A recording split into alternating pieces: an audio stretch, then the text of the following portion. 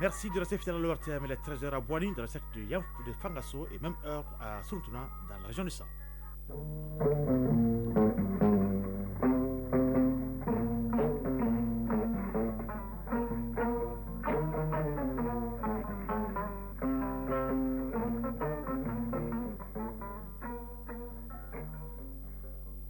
Le journal Isaac Thilou. Mesdames, Messieurs, bonjour et bienvenue à la deuxième édition de Mali Actualité. Voici les grandes lignes de cette édition. Le ministère de l'Entrepreneuriat national, de l'Emploi et de la formation professionnelle intègre désormais les journalistes au cœur de ses actions. Ainsi en a décidé le nouveau ministre Oumou Salsek qui vient d'organiser une session de formation à l'intention d'une cinquantaine de professionnels. Le ministre de l'Éducation nationale a effectué en compagnie des autorités scolaires et communales une visite à l'école communautaire Père Tim du quartier Sans Fil et le groupe scolaire Sega Diallo du Bozola en commune 2 du district de Manko. Et le constat est que les élèves étudient dans des conditions optimales et Fadema Keta nous donnera les précisions.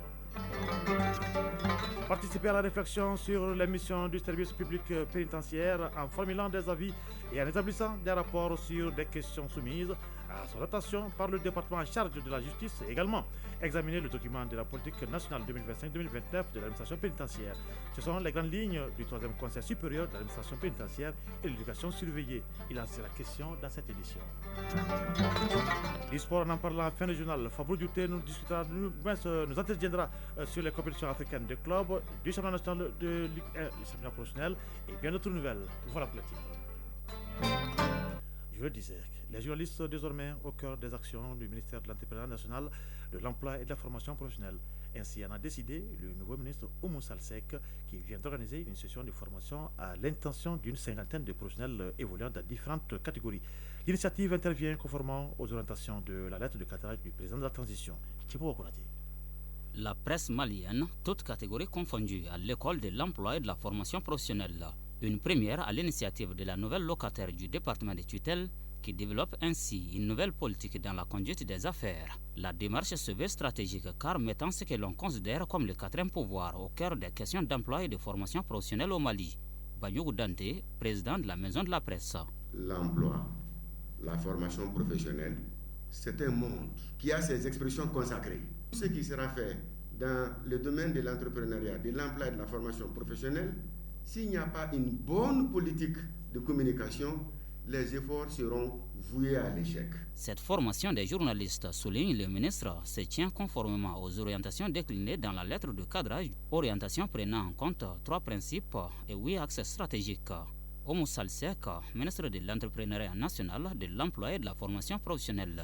La défense et la sécurité, les réformes politiques et institutionnelles, la satisfaction des besoins fondamentaux de la population, l'amélioration de la couverture sanitaire du pays, l'amélioration du système éducatif et de l'emploi, l'apaisement du climat social, le renforcement de notre diplomatie, l'organisation d'élections transparentes et apaisées. Les décors ainsi plantés, le ministre a invité les participants à s'approprier les notions qui leur seront enseignées avant de donner l'assurance de la tenue trimestrielle d'un tel cadre, comme pour répondre à une préoccupation exprimée par le président de la Maison de la Presse.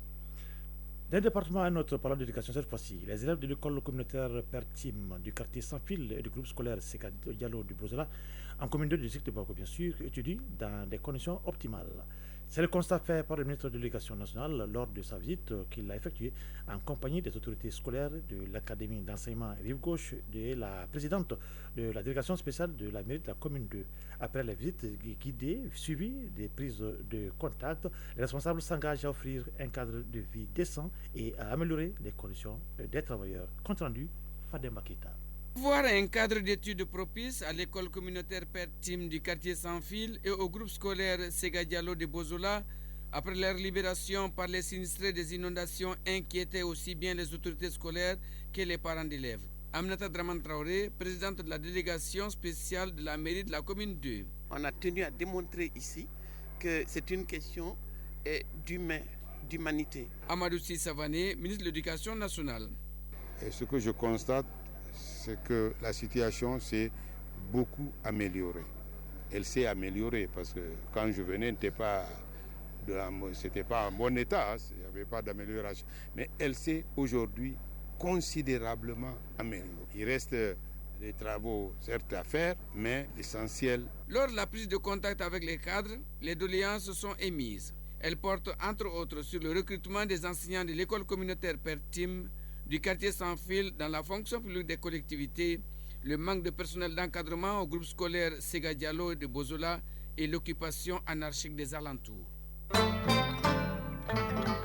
Tenu hier au ministère de la Justice et des Droits de l'Homme du 3e Conseil supérieur de l'administration pénitentiaire et de l'éducation surveillée.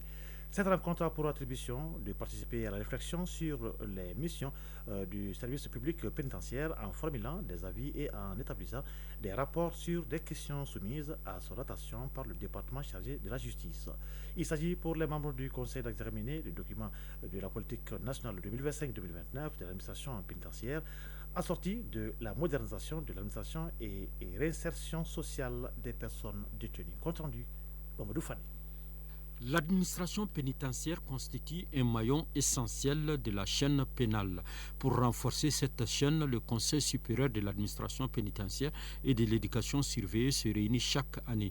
Il s'agit au cours de cette rencontre d'examiner tous les projets de textes initiés dans le domaine pénitentiaire et d'émettre des recommandations avant l'introduction de ces textes dans le circuit d'adoption du gouvernement. Inspecteur général Abdoulaye Maïga, directeur national de l'administration pénitentiaire et de l'éducation surveillée. La tenue de la session du Conseil supérieur de l'administration pénitentiaire et de l'éducation surveillée marque un événement de haute importance pour le département de la justice, pour deux raisons fondamentales. La première raison est d'ordre juridique et la deuxième est d'ordre contextuel. Dans cette optique, un document de politique nationale pénitentiaire et d'éducation surveillée vient d'être élaboré et introduit dans le processus d'adoption, assorti d'un plan d'action stratégique de modernisation de l'administration pénitentiaire et la réinsertion des personnes détenues. C'est principalement des axes stratégiques du document de politique nationale et d'éducation surveillée. Le plan d'action qui va ainsi être adopté permettra de promouvoir la réinsertion sociale des personnes détenues et de favoriser une meilleure intervention des acteurs impliqués dans le processus de coordination de leur action en vue de l'atteinte des objectifs du document. Mamoudou Kassogué, ministre de la Justice et des Droits de l'Homme. Il était en effet nécessaire de disposer d'une politique prenant en compte l'ensemble des segments de la gestion pénitentiaire, notamment la sécurité et la sûreté des établissements pénitentiaires et de l'éducation surveillée, les conditions de détention, la réinsertion des personnes détenues, les ressources humaines, les infrastructures, les équipements, ainsi que les conditions matérielles et financières. Ces deux documents de haute portée stratégique constituent ainsi les premiers documents de politique nationale en la matière. Organe de surveillance et d'impulsion politique et stratégique dans le domaine de l'administration pénitentiaire et de l'éducation surveillée, ce Conseil supérieur est l'occasion pour les acteurs de la chaîne pénale d'harmoniser leurs points de vue pour le renforcement des droits de l'homme au Mali. De la justice, on prend la direction de Foladje et précisément dans la caserne chef d'escadron Balakone. Sortis de la première promotion des gendarmes auxiliaires, ils sont au total 1200 éléments à faire partie de cette catégorie de ressources humaines. Le recrutement de cette unité est une nouveauté au sein de la gendarmerie. Les gendarmes auxiliaires ou militaires du rang vont renforcer les capacités opérationnelles des forces de sécurité et participeront à l'exécution de toutes les missions de la gendarmerie. La cérémonie de sortie de ce premier lot de gendarmes auxiliaires s'est déroulée à la caserne chef d'escadron Balakone de Faladje. Compte rendu Ardu Matine. Une nouvelle catégorie de ressources humaines, en l'occurrence les gendarmes auxiliaires, désormais parés de l'uniforme, intègre les rangs des éléments de la gendarmerie nationale.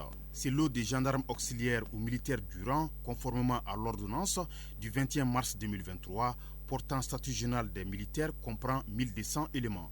La toute première promotion des gendarmes auxiliaires qui s'apprête désormais à exercer le métier des armes et à servir le pays avec honneur et dignité a fait preuve de courage et de résilience afin que ce jour soit.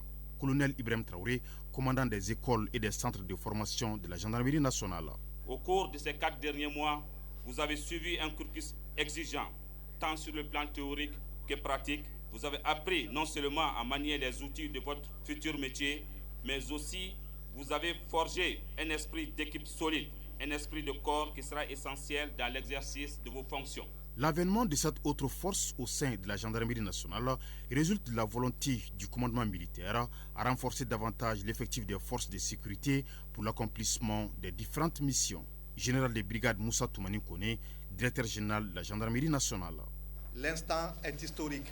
Les gendarmes auxiliaires qui se tiennent devant vous comptent plus d'1 millier. Leur recrutement relève de la volonté des plus hautes autorités à doter la gendarmerie nationale d'effectifs conséquents lui permettant de faire un maillage complet du territoire national. La formation de quelques mois a porté sur les volets militaires et professionnels. Et c'est l'auxiliaire gendarme Sambou Diakité qui est le majeur de cette promotion avec une moyenne générale de 18,29. Il est suivi des gendarmes auxiliaires Lassina Bagayugo et Abouakrine Aguissa. La direction de la gendarmerie nationale, lors de la cérémonie, a rendu également hommage aux partenaires et aux intervenants extérieurs pour leur expertise, surtout dans le domaine de l'enseignement, ce qui fait de la gendarmerie nationale une école de référence dans la sous-région.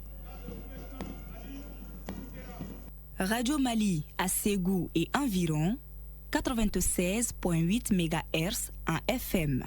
En 4e région, comment renforcer les capacités des membres des antennes régionales de la cellule nationale de prévention et de la radicalisation en question associative, du moins gestion alternative et administrative, associative, j'allais dire, et de la lutte contre l'extrémisme violent et le terrorisme. C'est à cet exercice que se prêtent les chefs d'antenne des 9 régions du pays et les experts de la politique nationale de lutte contre le terrorisme à Ségou. Cette rencontre de 2 jours est initiée par le secrétaire permanent de la politique nationale de prévention et de l'extrémisme violent et le terrorisme. Reportage, Fousseni Samaki.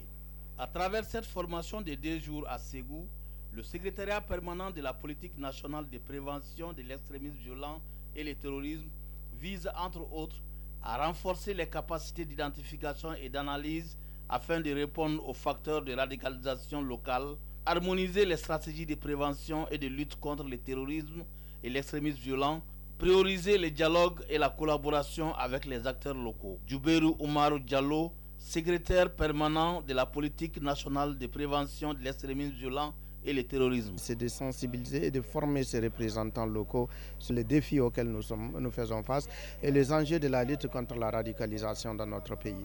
Mieux ces représentants locaux sont outillés, mieux ils peuvent servir auprès de nos populations. Dame Sek, chef d'antenne nationale de la cellule de prévention de la radicalisation. La lutte contre la radicalisation ne peut se limiter à des actions sécuritaires. Elle doit être inclusive, préventive et durable. Nous devons sensibiliser nos communautés, en particulier les jeunes, sur les dangers des idéologies extrémistes.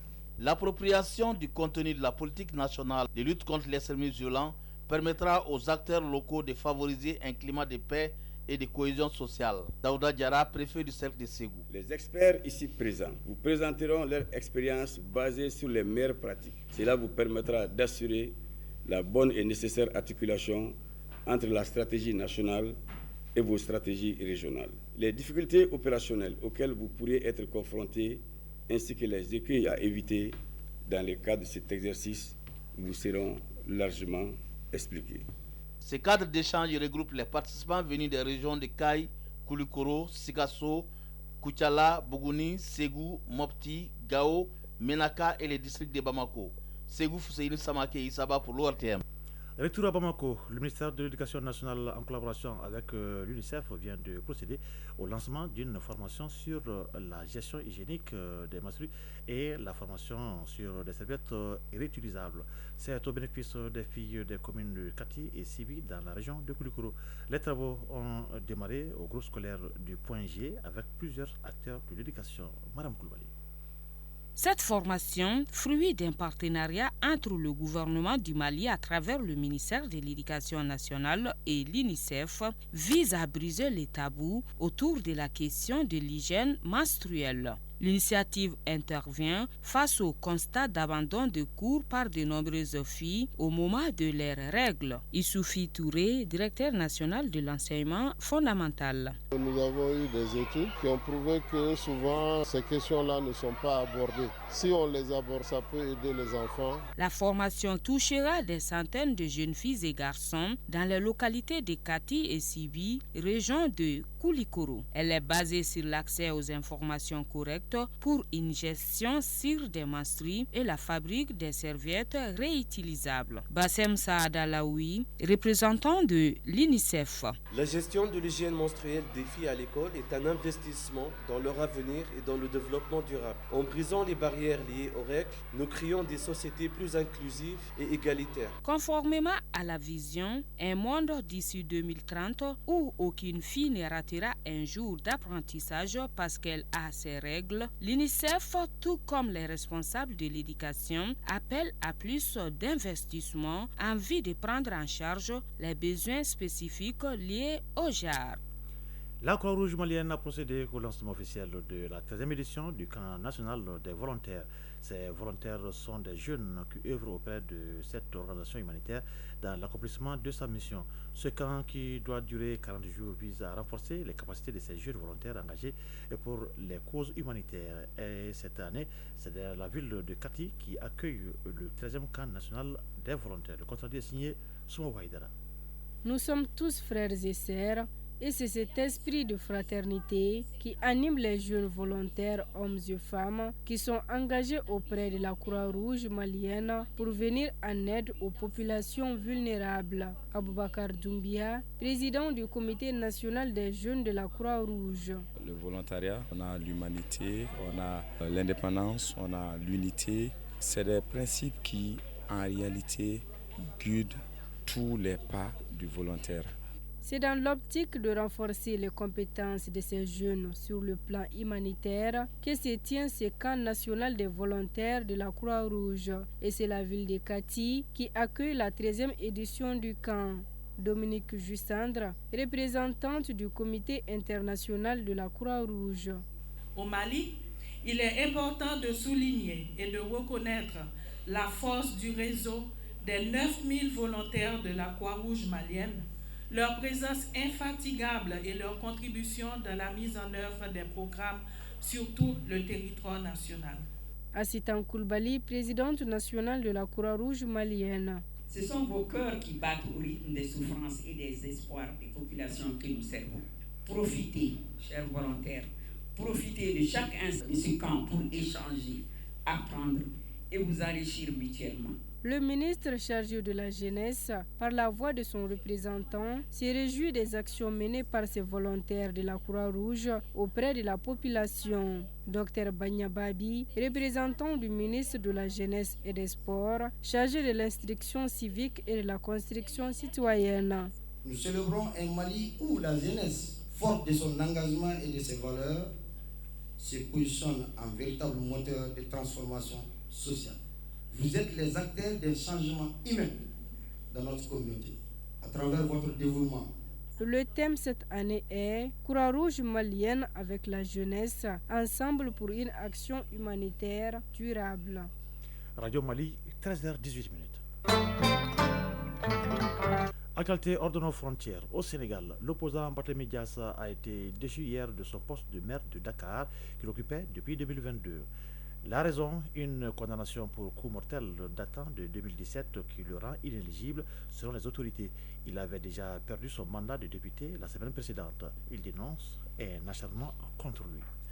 L'Égypte et la Chine entendent renforcer leur coopération. Le chef de la diplomatie égyptienne, Badr Abdelati, était hier en visite de travail en Chine. Il a eu un tête-à-tête avec son homologue chinois et bien sûr il a été question de coopération économique entre les deux pays. L'Égypte, qui a récemment rejoint les BRICS, donc veut progresser dans différents secteurs avec la Chine, notamment dans son projet phare des infrastructures routières. En Namibie, deux partis d'opposition ont obtenu une décision de justice pour les permettant d'examiner donc les résultats détaillés des scrutins. Il s'agit de l'IPC et de l'PM. Les opposants donc dénoncent des irrégularités, toutes nos excuses, dénoncent donc des irrégularités, notamment des pénuries de bulletins de vote et des prolongations du vote dans certaines régions. Si les irrégularités sont confirmées, l'opposition pourrait demander l'annulation des résultats. L'inspection des données donc est prévue pour la semaine prochaine et l'élection présidentielle du 27 novembre dernier a été donc remportée par la candidate du parti au pouvoir, Netumbo Nandi Ndaitwah. Selon donc les résultats de la commission électorale nationale. On marque une pause, on revient pour parler de sport.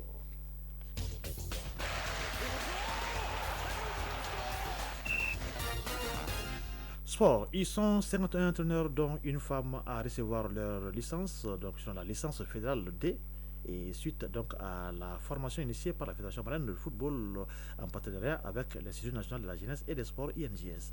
La cérémonie de remise donc a eu lieu au siège de la FEMAFoot ce vendredi. Sur le terrain, en football, compétition africaine des clubs, comme lors de la deuxième journée, le Djoliba reçoit son adversaire de la troisième journée en Ligue des Champions, tandis que le Saman de Mako est en déplacement en Coupe de la CAF. Les deux représentants maliens jouent ce dimanche. Au plan local, Afrique Football Elite a décroché sa première victoire dans le championnat national de Ligue 1, le championnat professionnel bien sûr, et c'était hier vendredi contre les 11 créateurs de Nyarila.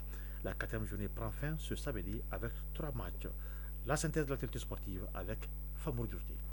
Suite et fin de la 4e journée de la Ligue 1 professionnelle de football du Mali ce samedi. 3 rencontres sont au programme, dont 2 à 16h GMT. Au stade Salif Keita Domingo de Kati, le FC Djara reçoit l'Ice Police. Au même moment, ici à Bamako, au stade Mamadou Konaté, l'US Bougouni accueille l'association sportive de Korofina. Juste après cette rencontre, sur la même pelouse du stade Mamadou Konaté, à 18h, l'US Bougouba affronte l'AS Real de Bamako. 2 matchs se sont joués hier vendredi 13 décembre. Après une défaite 2-0 et un match nul 0-0, Afrique Football Elite, AFE, a enfin décroché sa première victoire. AFE a battu le leader 11 créateurs par 2-1.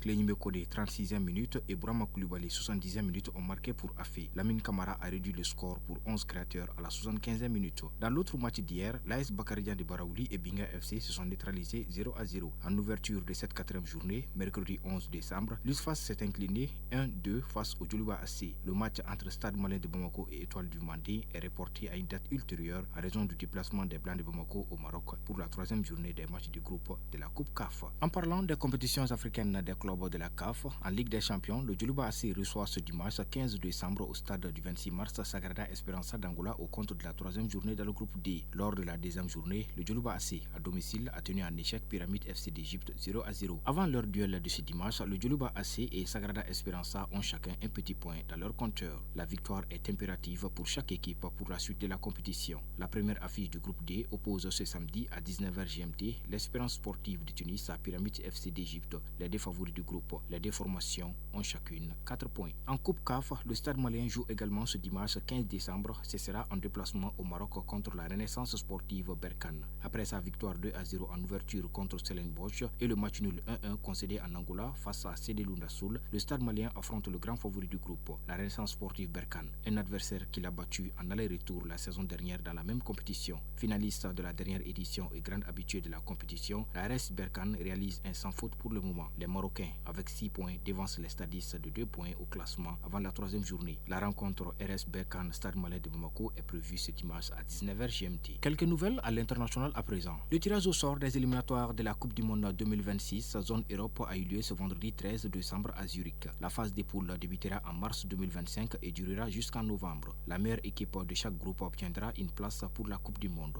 L'Angleterre affrontera la Serbie, l'Albanie, la Lettonie et Andorre dans le groupe K.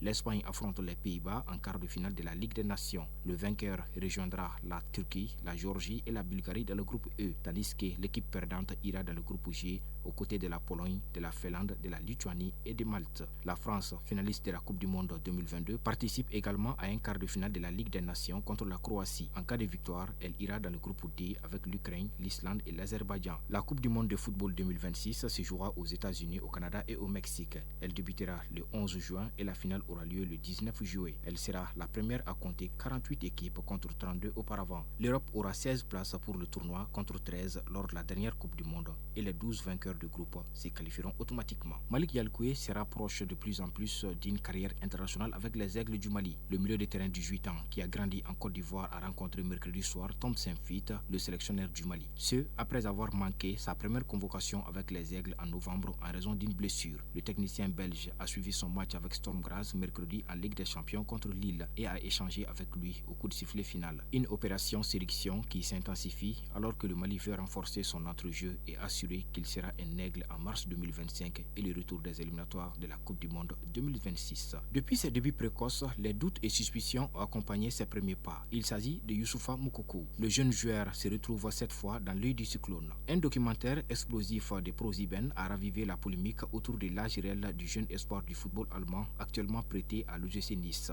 Selon les révélations, l'attaquant présenté comme né le 20 novembre 2004 serait en réalité âgé de 24 ans. Une controverse qui a pour origine des déclarations sous serment de son père présumé, Joseph Moukoko, et qui soulève des questions sur une possible falsification d'identité orchestrée depuis des années. Si la faute sur l'âge est prouvée, elle pourrait avoir des répercussions importantes sur la carrière de Youssoufa Moukoko. En 2020, il est devenu le plus jeune joueur à débuter en Ligue des Champions à l'âge supposé de 16 ans et 18 jours. Ce record pourrait être invalidé et sa participation à certaines compétitions de jeunes, comme les sélections U21, pourrait être remise en cause. En attendant, le Borussia Dortmund, le joueur et son entourage restent sous le coup de la présomption d'innocence.